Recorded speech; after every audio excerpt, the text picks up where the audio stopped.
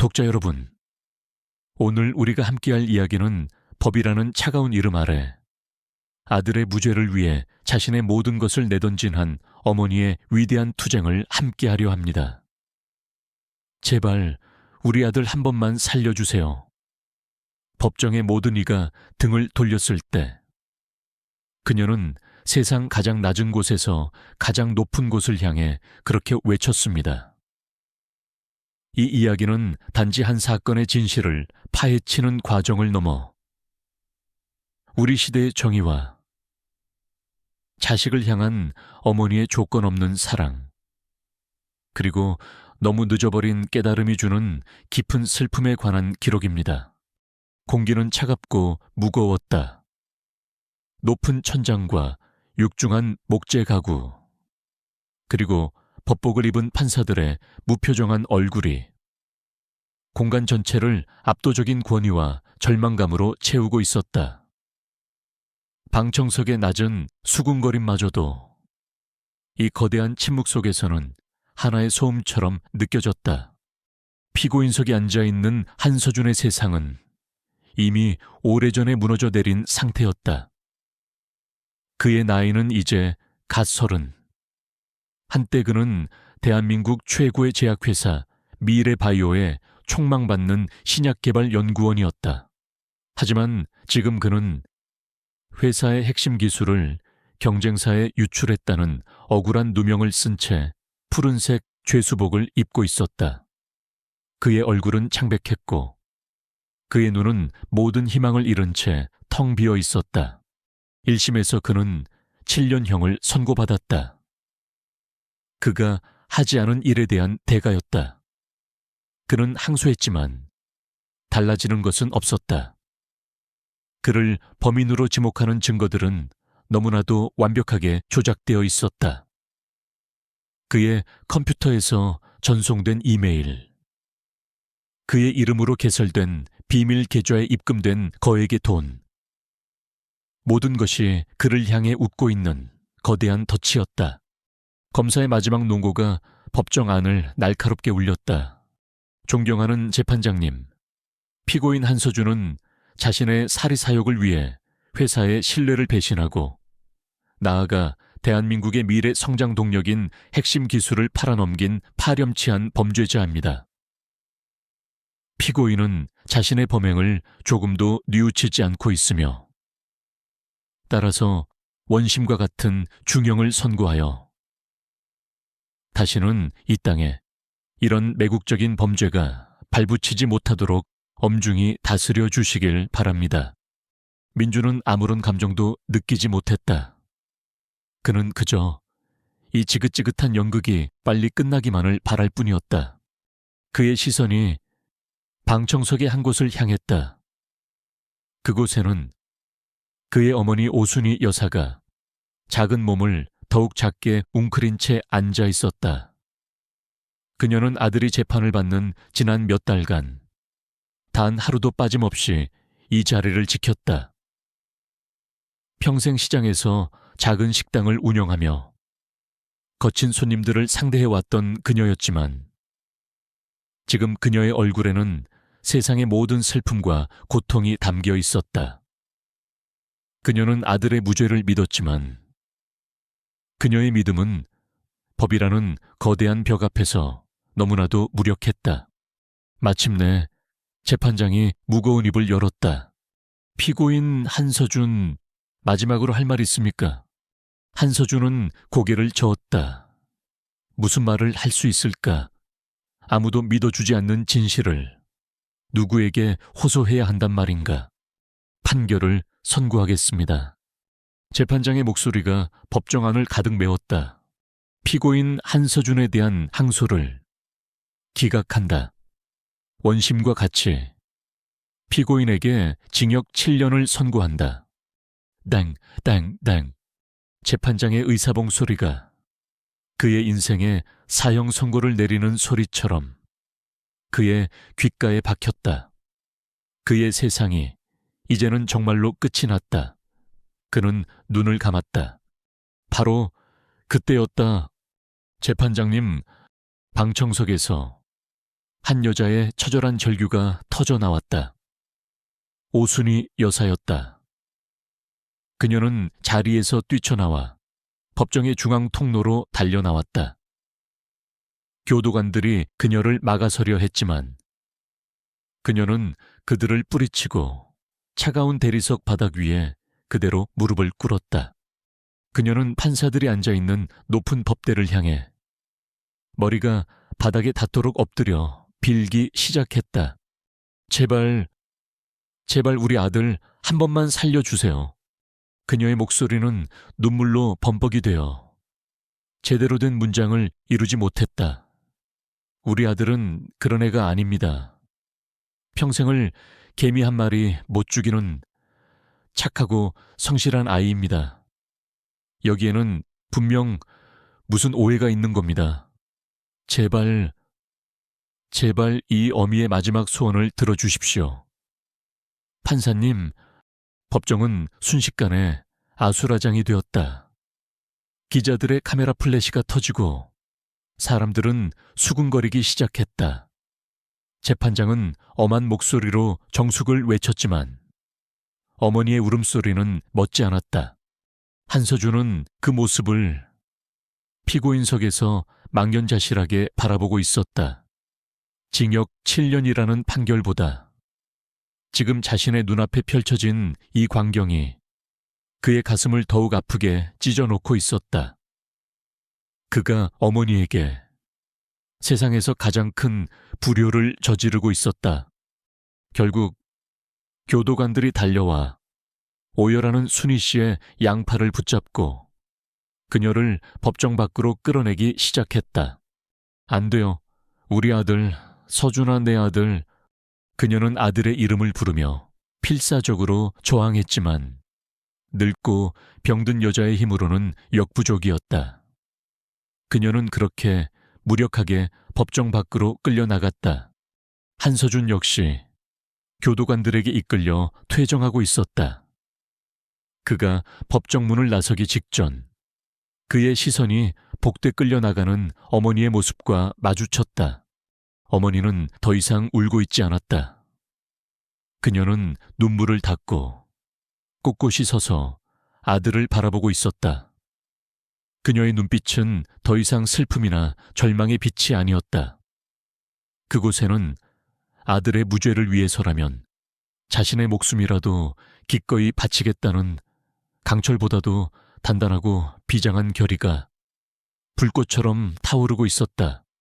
그것은 아들을 향한 어머니의 침묵의 현, 그리고 거대한 세상의 불의에 맞서 싸우겠다는 한 여인의 외로운 전쟁의 시작을 알리는 처절한 선전포고였다. 아들 한서준이 차가운 교도소 담장 안으로 사라진 후 오순희 여사의 시간은 멈추는 듯했다. 하지만 그녀는 주저앉아 울고만 있지 않았다. 법정에서의 그 비장했던 맹세는 그녀의 여린 몸 안에 숨겨져 있던 강철 같은 의지를 깨웠다. 그녀는 이제 더 이상 연약한 어머니가 아니었다. 그녀는 아들의 무죄를 위해 거대한 세상과 맞서 싸워야 하는 한 명의 투사가 되어야만 했다. 그녀의 전쟁은 자신의 모든 것을 파는 것에서부터 시작되었다. 첫 번째는 그녀의 평생이 담긴 작은 식당이었다. 시장 골목 구석에 위치한 낡고 허름한 순이식당. 그곳은 그녀가 20살 때부터 40년 넘게 하루도 빠짐없이 국밥을 말고 찌개를 끓여온 그녀의 삶 그 자체였다. 그녀는 식당의 낡은 간판을, 손때 묻은 주방 기구들을, 그리고 벽에 희미하게 남아있는 어린 아들의 낙서를 마지막으로 쓸어보았다. 눈물이 쏟아졌지만 그녀는 이를 악물고 참았다. 아들을 구할 수만 있다면 이까진 미련쯤은 아무것도 아니었다. 그녀는 권리금도 제대로 받지 못한 채 헐값에 가게를 넘겼다. 두 번째는 남편과 아들, 세 식구의 추억이 담긴 작은 집이었다. 그녀는 집안의 모든 가구와 살림살이를 헐값에 처분하고 텅 빈 집을 부동산에 내놓았다. 그녀는 이제 차가운 단칸방 월세살이를 시작해야 했다. 하지만 그녀는 두렵지 않았다. 그녀의 손에 쥔 돈은 단순한 돈이 아니었다. 그것은 아들의 무죄를 밝힐 수 있는 유일한 희망의 씨앗이었다. 그 희망의 씨앗을 들고 그녀는 변호사를 찾아 나섰다. 그녀는 먼저 대한민국에서 가장 유명하고 승소율이 높다는 대형 로펌들을 찾아갔다. 하지만 그녀가 마주한 것은 차갑고 높은 강철의 벽뿐이었다.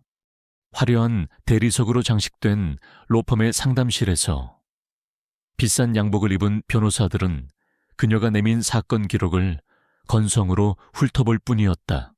어머님, 안타깝지만 이 사건은 이미 끝난 것 같습니다. 한 변호사가 동정하는 척하며 말했다. 증거가 너무나도 명백합니다. 대한민국 최고의 기업인 미래바이오를 상대로 승산 없는 싸움을 하시는 겁니다. 저희가 맡을 수 있는 사건이 아닙니다. 다른 로펌의 반응도 마찬가지였다. 그들에게 오순희 여사는 그저 아들의 죄를 인정하지 못하는 고집센 늙은이에 불과했다. 그들은 그녀의 간절한 호소에 귀를 기울이지 않았다. 그들의 눈에는 그녀의 손에 쥔 돈의 액수만이 보일 뿐이었다. 거대 기업과의 싸움을 벌이기에는 턱없이 부족한 돈이었다. 몇 주 동안 그녀는 수십 곳의 법률 사무소를 찾아다녔지만 결과는 똑같았다. 절망감이 그녀의 어깨를 짓눌렀다.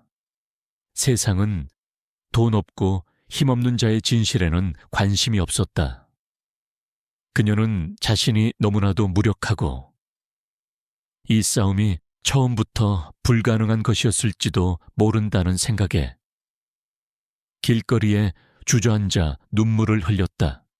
바로 그때 그녀의 눈에 낡은 건물 2층에 위치한 아주 작은 법률 사무소에 간판이 들어왔다.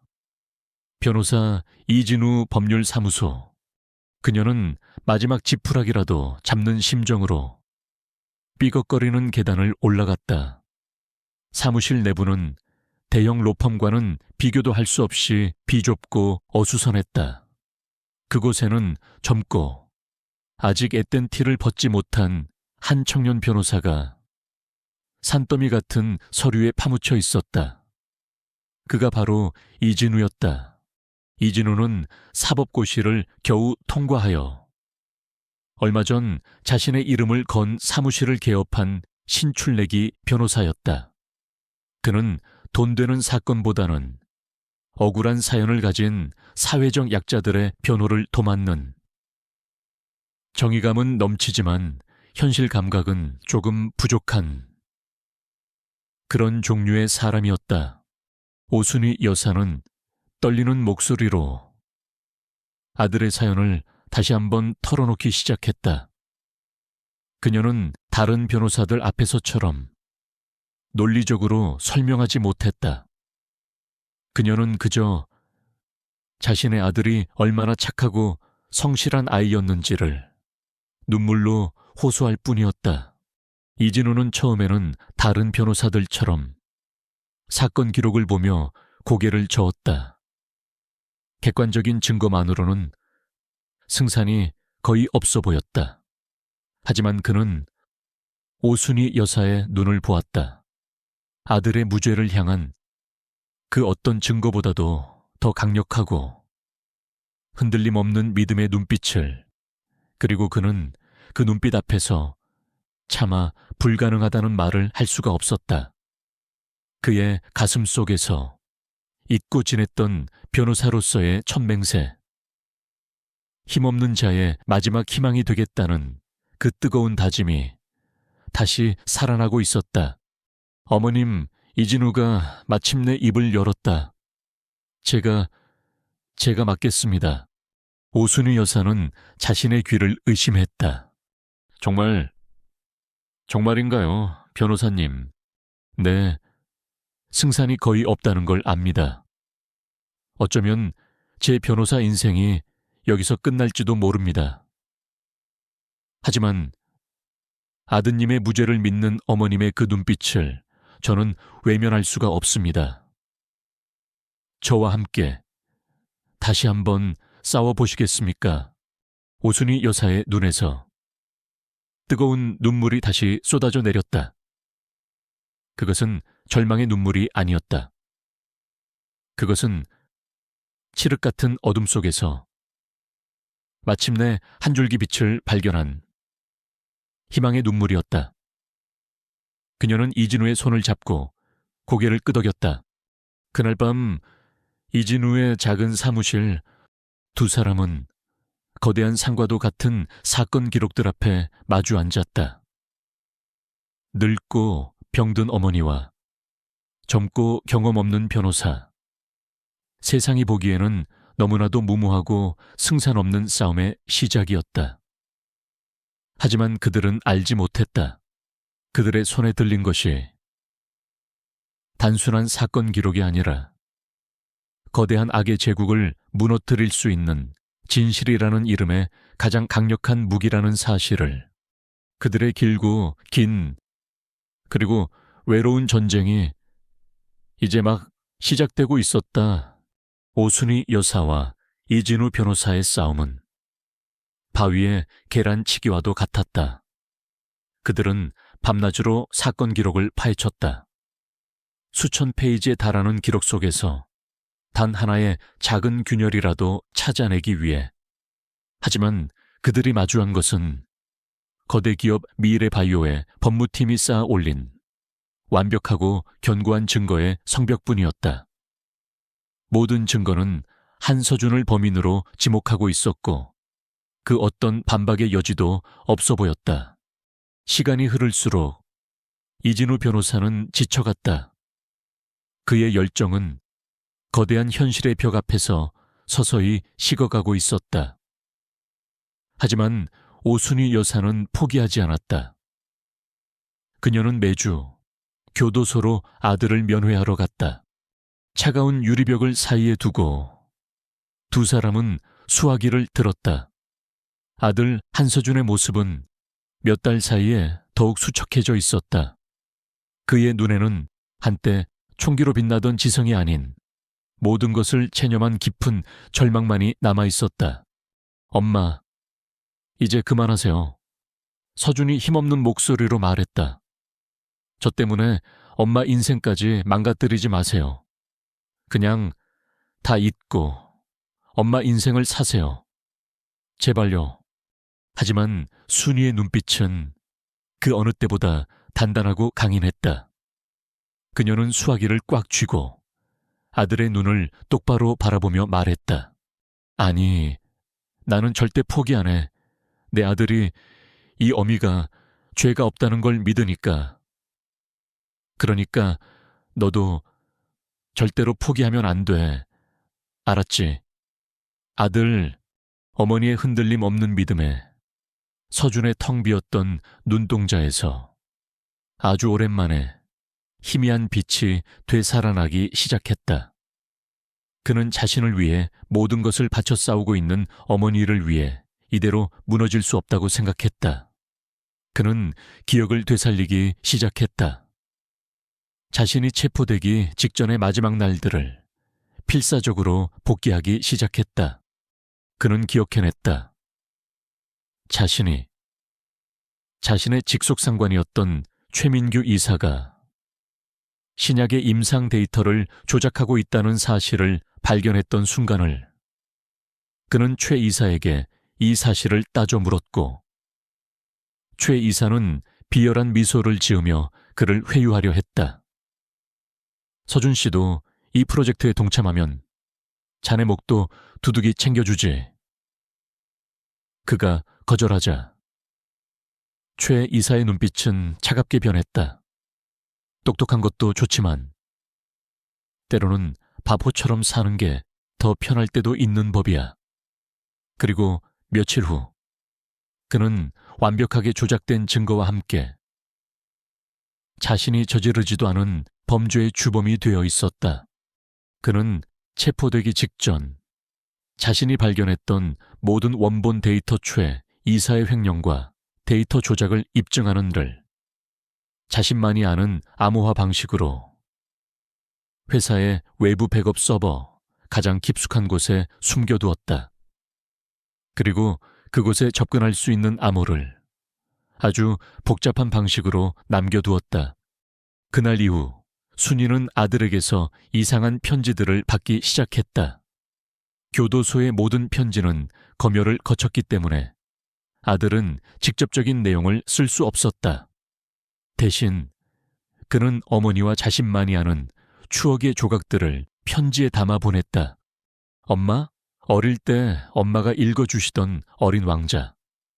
책 기억나세요? 저는 그 중에서도 코끼리를 삼킨 보아뱀 그림이 있던 77페이지가 가장 좋았어요. 그 페이지의 7번째 줄, 첫 번째 단어가 뭐였는지 갑자기 궁금해지네요. 엄마, 우리 옛날 앨범에 제가 초등학교 때 동물원에서 찍은 사진 있죠. 제 뒤편에 있던 푯말에 아주 작은 글씨가 있었는데 그게 뭐였을까요? 이진우 변호사는 편지를 보고 고개를 저었다.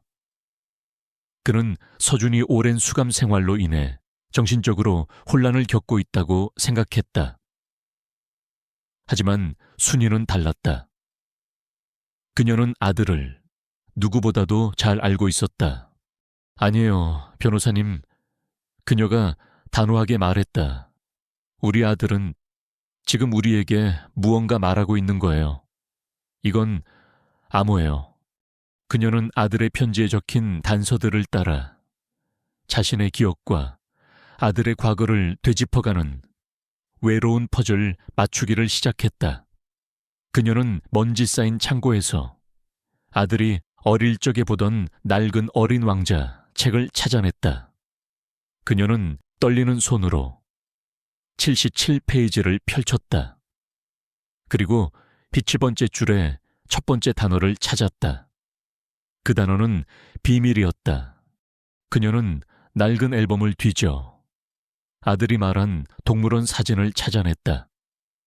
그녀는 돋보기를 이용해 사진 속 아들 뒤편에 작은 푯말의 글씨를 확인했다.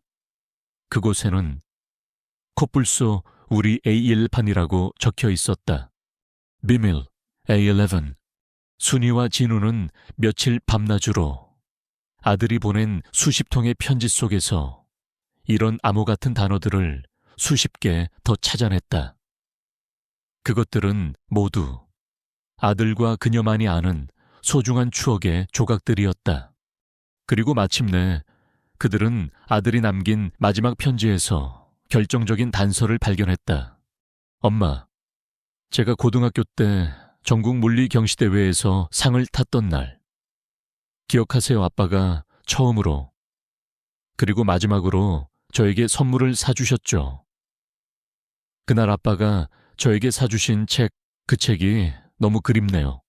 특히 아빠가 첫 페이지에 적어주신 글귀가요. 순이는 심장이 멎는 듯했다. 그녀는 아들의 방, 이제는 텅 비어버린 그 방으로 달려갔다. 그녀는 먼지 쌓인 책장 가장 깊숙한 곳에서 낡은 물리 전공 서적 한 권을 꺼내 들었다.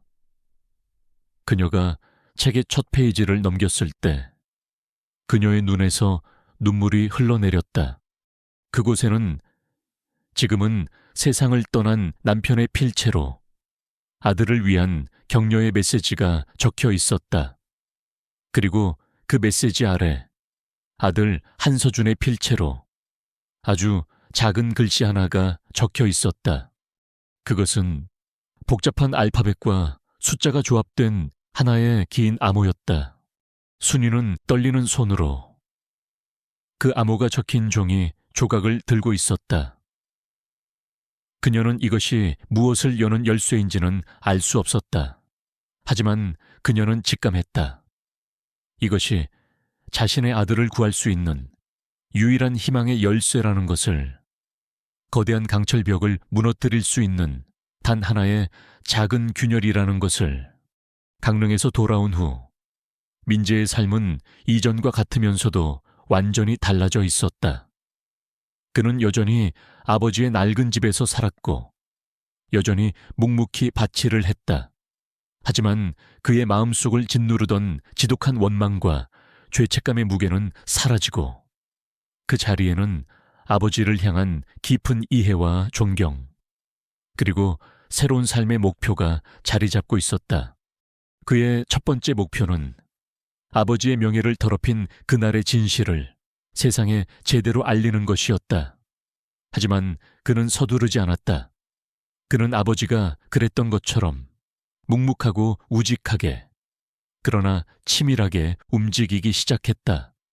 그는 먼저 김성철 전 서장에게서 받은 그날 화재 현장에 있었던 다른 생존 대원들의 연락처를 수소문했다. 대부분은 이미 은퇴하여 전국 각지에 흩어져 살고 있었다. 민재는 몇 주에 걸쳐 그들을 일일이 찾아다녔다. 처음에 그들은 20년 전의 끔찍한 기억을 다시 꺼내는 것을 주저했다. 그들에게도 그날은 지우고 싶은 상처이자 악몽이었다. 하지만 민재가 강현수 대장의 아들이라는 사실을 알게 된 후 그들은 하나둘씩 무겁게 입을 열기 시작했다. 그들의 증언은 모두 하나같이 그날 강현수 대장이 얼마나 용감했는지를, 그리고 그가 친구 박영철을 구하지 못하고 얼마나 괴로워했는지를 생생하게 증언하고 있었다. 현수 형님은 우리 모두의 영웅이었습니다. 그 형님 아니었으면 우리도, 그리고 그 아이들도 모두 그 자리에서 죽었을 겁니다. 영철이 형을 구하러 가지 못하게 된 후 현수 형님은 사람이 아니었습니다. 살아도 사는 게 아니었죠. 매일 밤 술에 취해 영철이 형 이름을 부르며 울부짖었습니다. 민재는 그들의 증언을 모두 녹음하고 꼼꼼하게 기록했다. 아버지의 진실을 뒷받침해 줄 소중한 증거들이었다. 그리고 그는 아버지의 낡은 소의 상자에서 발견했던 또 다른 단서, 대영 화학에 대한 조사를 시작했다. 그는 아버지가 남긴 기록들을 토대로 20년 전 화재 사건의 진실을 파헤치기 시작했다. 그리고 그는 놀라운 사실들을 발견하게 되었다. 당시 대영 화학은 안전 규정을 무시한 무리한 공장 증축과 불법적인 화학물질 보관으로 이미 여러 차례 경고를 받은 상태였다. 화재의 원인은 단순한 사고가 아니라 회사의 탐욕과 안전 불감증이 빚어낸 예견된 인재 렌자였던 것이다. 하지만 사건 이후 대영 화학의 회장은 자신의 모든 책임을 부인했다. 그는 자신의 로비스트들과 법무팀을 동원하여 모든 책임을 현장의 관리 부실로 돌렸고 솜방망이 같은 처벌을 받는데 그쳤다. 그리고 그는 얼마 지나지 않아 회사를 헐값에 매각하고 해외로 도피했다는 소문만 무성했다. 민재는 그 회장의 현재 행방을 추적했다. 그리고 그는 그가 이름을 바꾸고 지금은 동남아시아에서 대규모 리조트 사업을 벌이며 호의호식하고 있다는 사실을 알아냈다. 아버지와 수많은 사람들의 인생을 망가뜨린 악마가 아무런 처벌도 받지 않고 여전히 떵떵거리며 살아가고 있었던 것이다. 민재의 눈에 차가운 분노의 불꽃이 타올랐다. 그는 더 이상 아버지 개인의 명예회복만을 생각하지 않았다. 그는 이제 20년 동안 숨겨져 있던 사회의 부조리와 돈과 권력 뒤에 숨은 악을 세상 밖으로 끌어내 심판해야 한다고 결심했다. 그는 자신이 수집한 모든 자료, 생존 대원들의 증언, 대영 화학의 비리 증거, 그리고 회장의 현재 행방을 가지고 한 남자를 찾아갔다. 그는 과거 707 특임대 시절 자신의 아버지가 목숨을 구해준 적이 있는 한 방송국의 탐사 보도 전문 기자였다. 그는 이제 대한민국에서 가장 신뢰받는 언론인 중 한 명이 되어 있었다. 기자는 민재가 내민 자료들을 보고 경악을 금치 못했다. 그는 20년 전에 잊혀진 사건 뒤에 이렇게 추악한 진실이 숨어 있었다는 사실에 분노했다. 그는 민재의 손을 잡으며 약속했다. 강현수 선생님의 아드님이시군요. 그분은 제 생명의 은인이십니다. 제가 제 모든 것을 걸고 20년 전의 진실을 반드시 세상에 알리겠습니다. 며칠 후 그 방송국의 간판 시사 고발 프로그램에서 영웅의 흉터 대형 화학 화재 20년의 침묵이라는 제목의 다큐멘터리가 방영되었다. 방송은 대한민국을 발칵 뒤집어 놓았다.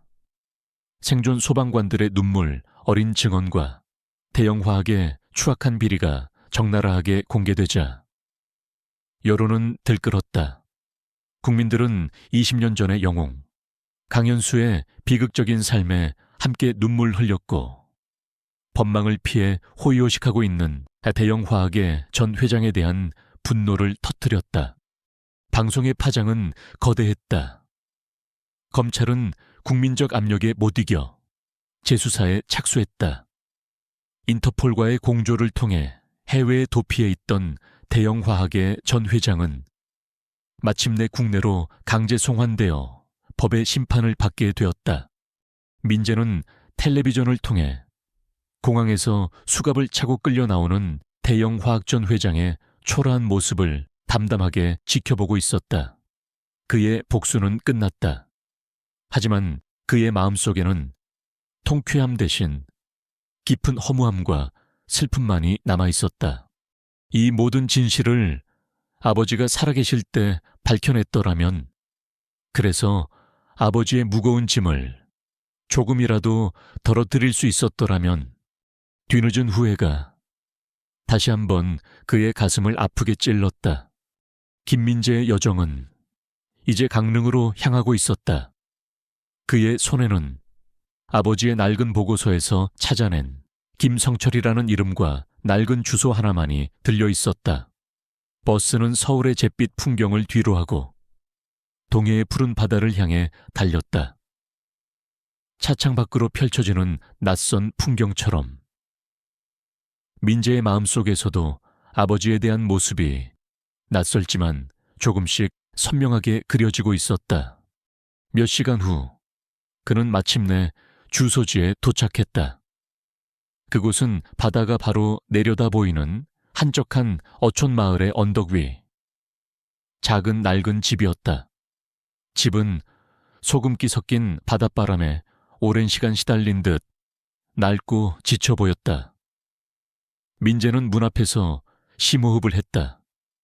이 문을 여는 순간 그는 아버지가 평생을 숨겨왔던 진실의 가장 깊은 곳으로 들어가게 될 터였다. 그가 떨리는 손으로 문을 두드리자 잠시 후 삐걱거리는 소리와 함께 한 노인이 모습을 드러냈다. 깊게 펜 주름과 검게 그을린 얼굴. 하지만 그 눈빛만은 젊은 시절의 날카로움을 잃지 않은 노인. 바로 김성철 전 소방서장이었다. 누구신가 노인이 경계심 어린 눈으로 물었다. 선생님, 저는 강현수 씨의 아들 강민재라고 합니다. 강현수라는 이름이 나오자 노인의 얼굴이 순간 굳어졌다. 그의 눈빛에 존경과 슬픔, 그리고 깊은 고통이 뒤섞인 복잡한 감정이 스쳐 지나갔다. 그는 한참 동안 민재를 마치 그의 얼굴에서 옛 동료의 모습을 찾으려는 듯 뚫어지게 바라보았다. 돌아가게 노인이 마침내 무거운 목소리로 말했다. 다 지난 일이야. 내가 해줄 말은 아무것도 없네. 노인은 문을 닫으려 했다. 민재는 다급하게 그의 앞을 막아서며 품에서 낡은 흑백 사진 한 장을 꺼내 보였다. 제복을 입은 2명의 젊은 소방관이 환하게 웃고 있는 사진이었다. 이 사진에 대해, 그리고 제 아버지에 대해 무언가 알고 싶습니다. 제발 부탁드립니다. 김성철 서장은 사진 속의 2 얼굴을, 그리고 그 앞에 선 아들의 간절한 눈빛을 한참 동안 말없이 바라보았다. 그의 굳게 닫혔던 입술이 마침내 천천히 열렸다. 들어오게. 노인의 집은 작고 소박했다. 마루에 앉자. 짭짤한 바다 내음이 실려왔다. 김 서장은 민재에게 시원한 보리차 한 잔을 건네고 자신의 파란만장했던 소방관 시절을 회상하듯 먼 바다를 바라보며 이야기를 시작했다. 자네 아버지는 내가 본 최고의 소방관이었네. 그의 목소리는 추억에 젖어 있었다.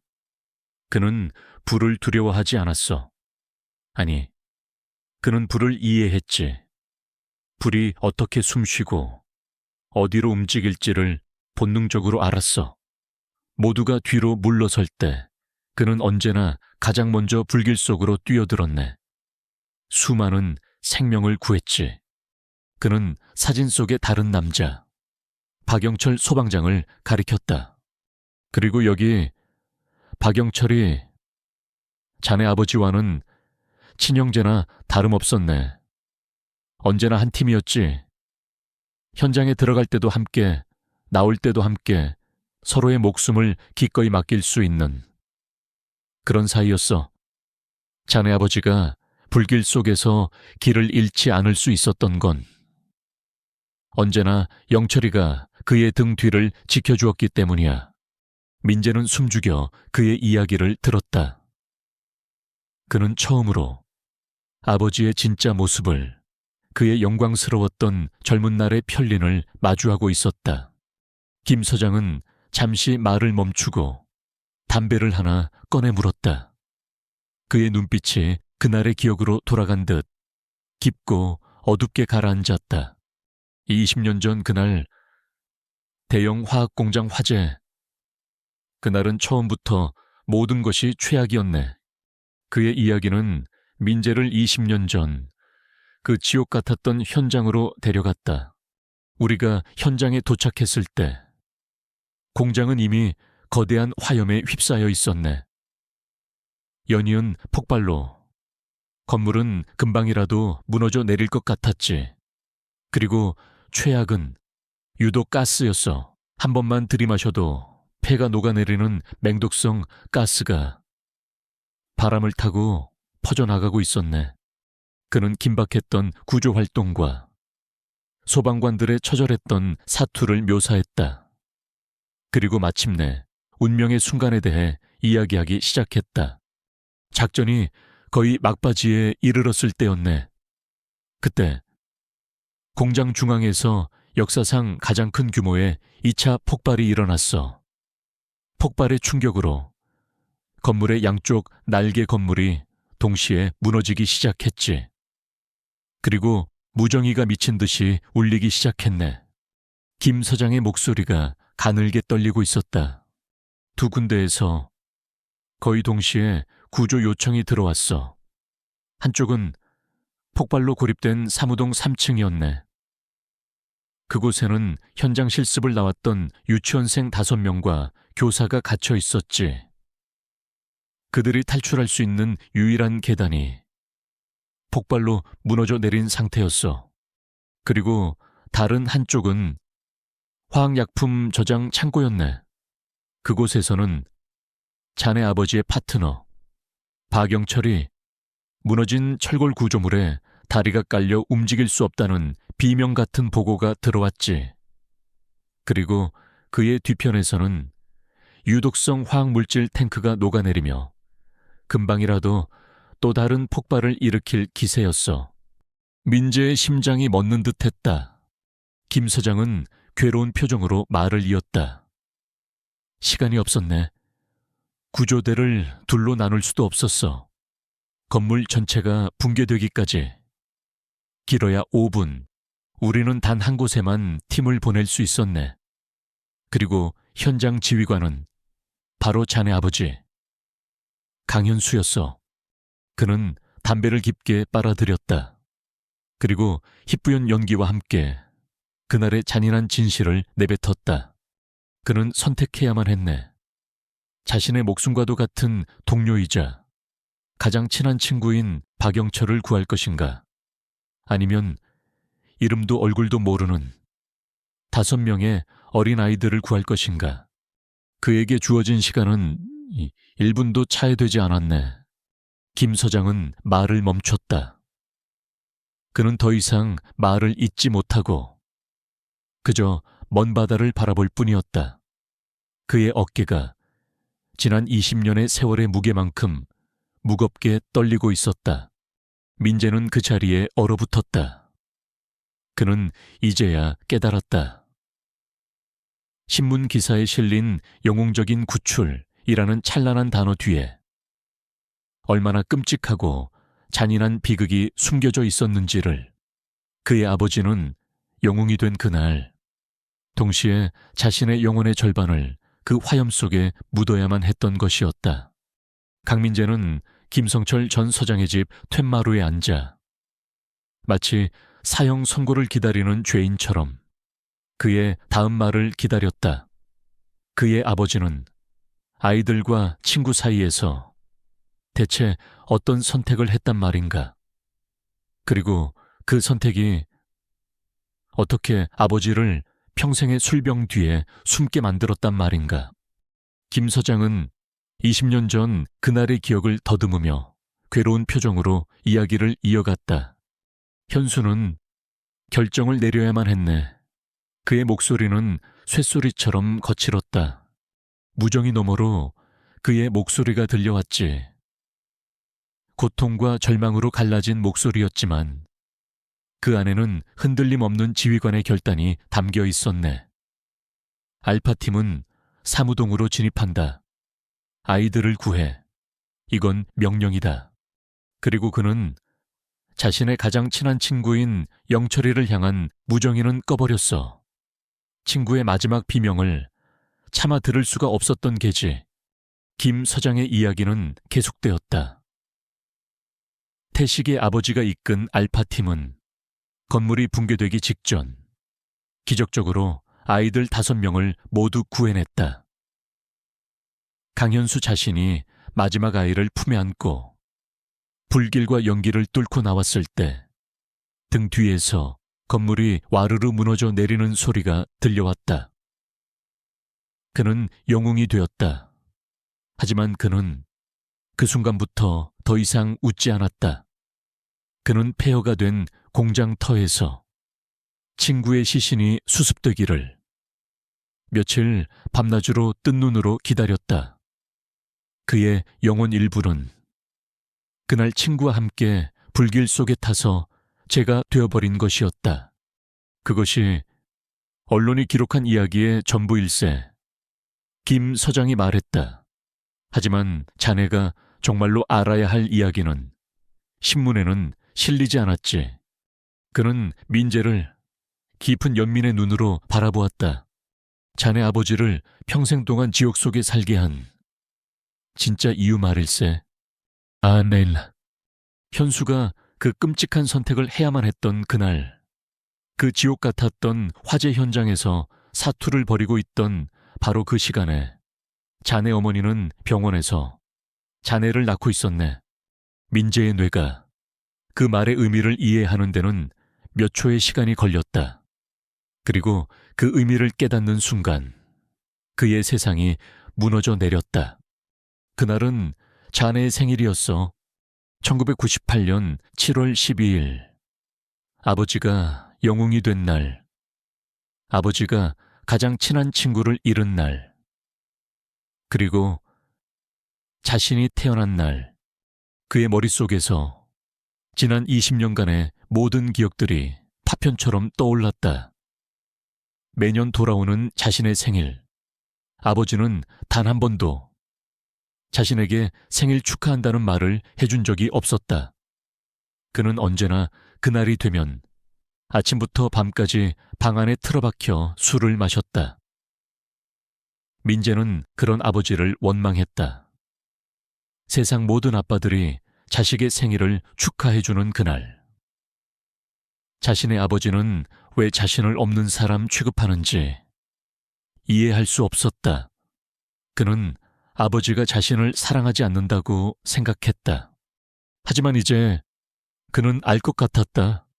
아버지에게 아들의 생일은 가장 큰 기쁨의 날인 동시에 가장 끔찍한 고통과 죄책감의 날이었던 것이다. 그는 아들의 존재를 축복하고 싶었지만 그럴 때마다 불길 속에서 죽어간 친구의 얼굴이 떠올랐을 것이다. 그는 친구의 죽음을 슬퍼하고 싶었지만 그럴 때마다 자신의 품에 안긴 아들의 생명이 그를 가로막았을 것이다. 기쁨과 슬픔, 영광과 죄책감, 생명과 죽음. 그가 감당하기에는 너무나도 잔인한 역설이었다. 그는 그 고통을 견디기 위해 술을 마셨던 것이다. 기억을 지우기 위해, 그날 하루를 어떻게든 버텨내기 위해. 민재가 매년 손꼽아 기다렸던 생일날은 아버지에게는 1년 중 가장 견디기 힘든 고통의 날이었던 셈이다. 아, 민재의 입에서 터져 나온 것은 말이 아닌 짐승의 울음소리와도 같은 신음이었다. 그의 온몸이 격렬하게 떨리기 시작했다. 김 서장은 그런 그를 조용히 지켜보다가 마지막 진실을 꺼내놓았다. 그리고 자네 아버지는 그저 술만 마신 게 아닐세. 그는 전역한 후 건설 현장에서 막노동을 하며 번 돈의 절반 이상을 매달 익명으로 죽은 박영철의 아내와 딸에게 보냈네. 20년 동안 단 한 번도 거르지 않고 그는 자신의 방식으로 친구에 대한 마지막 의리를 그리고 자신의 죄책감을 짊어지고 있었던 걸세. 그 말을 끝으로 민재에 무너진 감정의 둑은 마침내 완전히 터져버렸다. 그는 툇마루에 엎드려 아이처럼 통곡하기 시작했다. 원망과 미움으로 가득 찼던 그의 마음속 빈자리에 아버지에 대한 미안함과 사랑과 그리고 사무치는 그리움이 거대한 파도처럼 밀려 들어왔다. 그는 평생 아버지를 오해했다. 그는 아버지가 자신을 버렸다고 생각했다.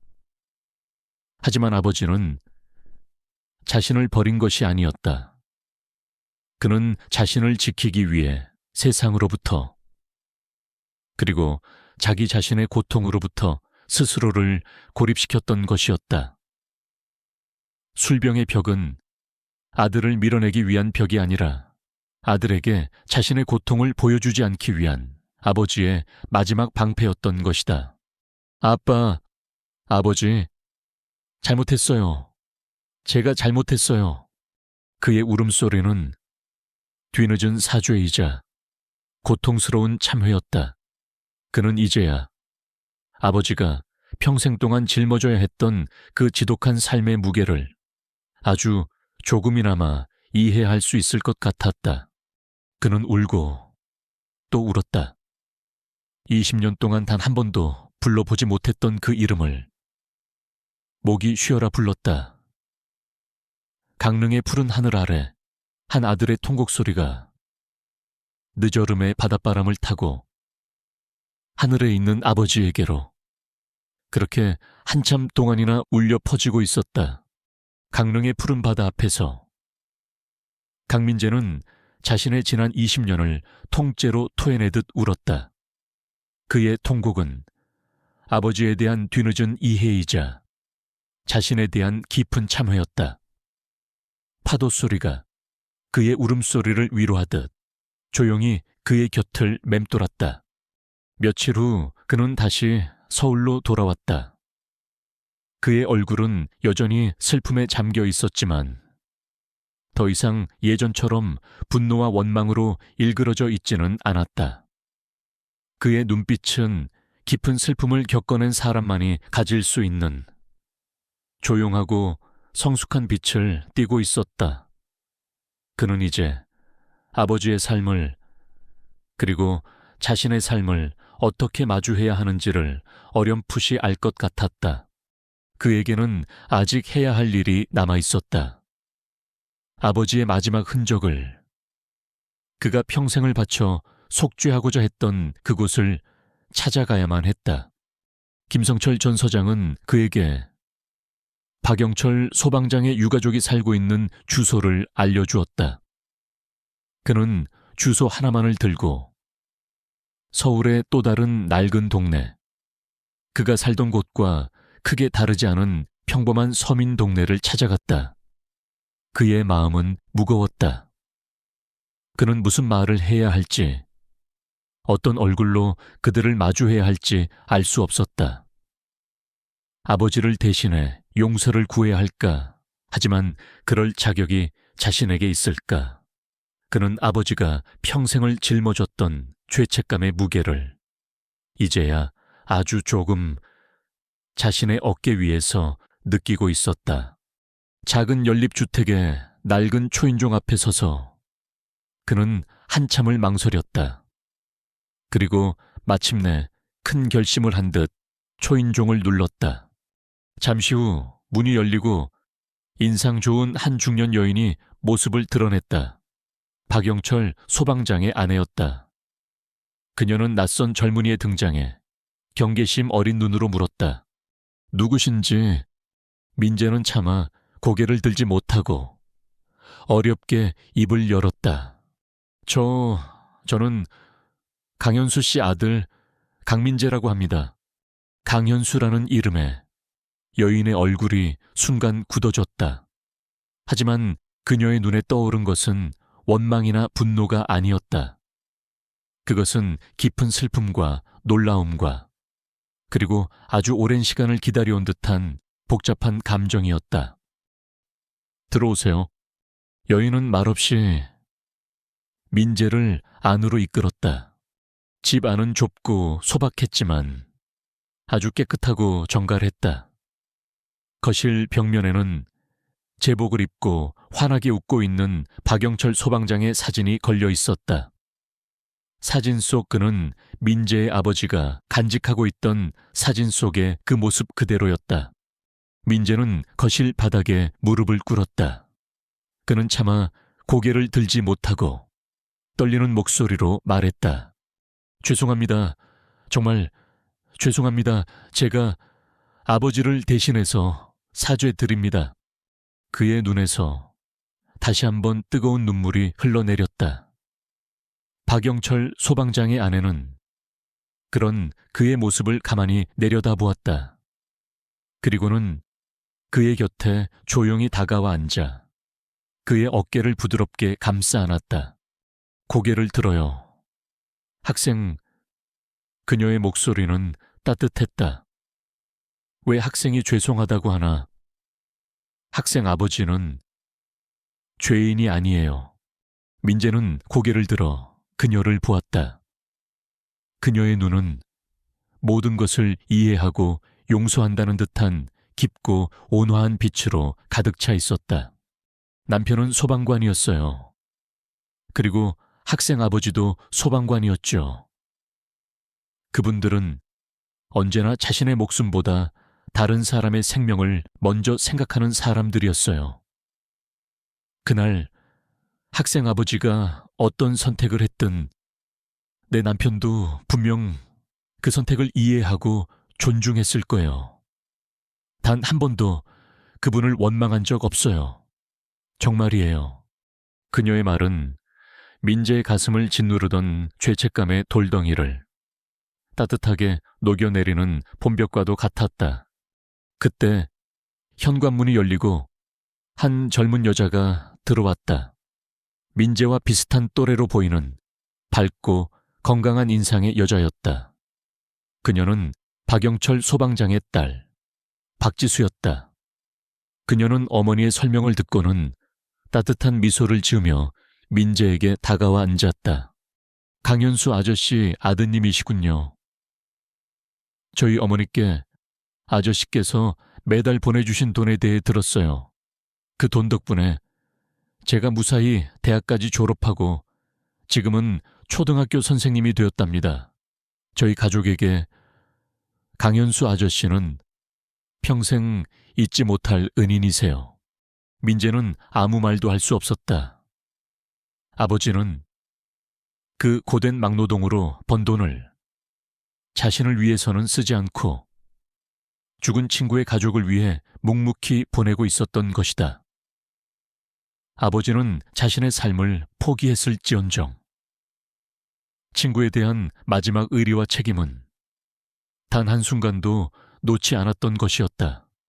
그는 이제 아버지의 삶 전체를, 그 지독한 고통과 위대한 희생을 온전히 이해하게 되었다. 그의 아버지는 술주정뱅이도 패배자도 아니었다. 그는 자신의 방식으로 끝까지 자신의 책임을 다한 침묵의 영웅이었다. 그날 이후 민재는 마침내 자신의 자리로 돌아왔다. 그는 아버지의 무덤이 있는 작은 언덕을 다시 찾았다. 그의 손에는 국화꽃 대신 깨끗한 새 소주 한 병이 들려 있었다. 아빠, 민재가 나지막이 불렀다. 이제 다 알았어요. 아빠가 왜 그렇게 술을 마셔야만 했는지, 왜 내 생일날이면 더 힘들어 했는지, 그리고 얼마나 위대한 영웅이었는지를. 그는 소주병의 뚜껑을 열었다. 그리고 그 맑은 액체를 자신의 입으로 가져가는 대신 아버지의 무덤 앞에 천천히 그리고 정중하게 모두 쏟아부었다. 이제 그만 편히 쉬세요. 아버지, 하늘에서는 영철 아저씨랑 못다한 이야기 나누시면서요. 그는 마지막으로 깊이 고개를 숙여 인사하고 뒤돌아서서 언덕을 내려왔다. 그의 발걸음은 놀랍도록 가벼웠다.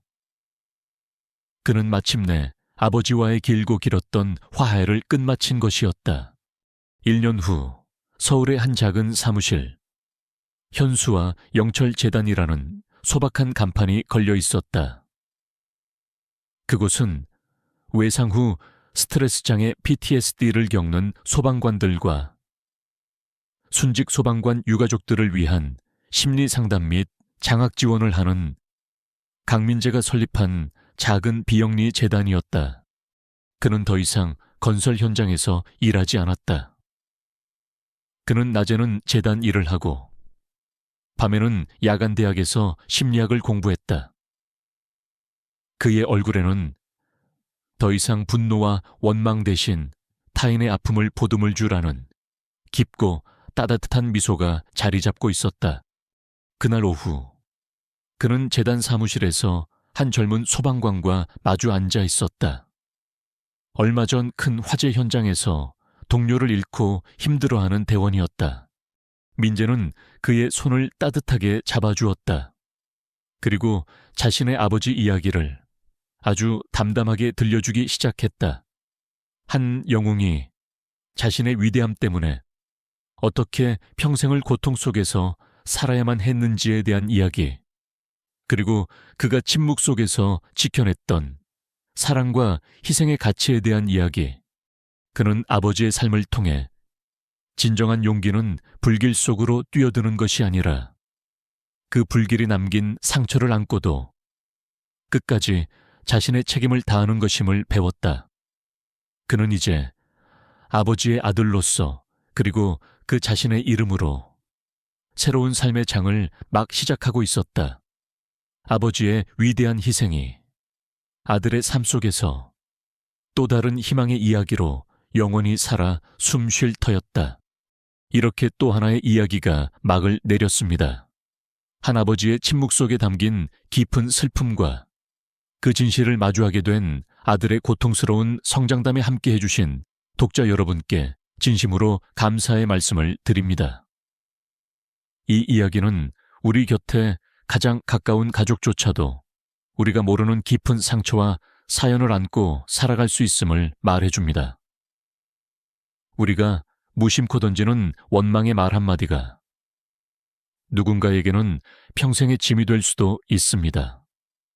부디 이 이야기가 여러분이 사랑하는 사람에게 오늘 밤 따뜻한 말 한마디를 건넬 수 있는 작은 용기가 되기를 바랍니다.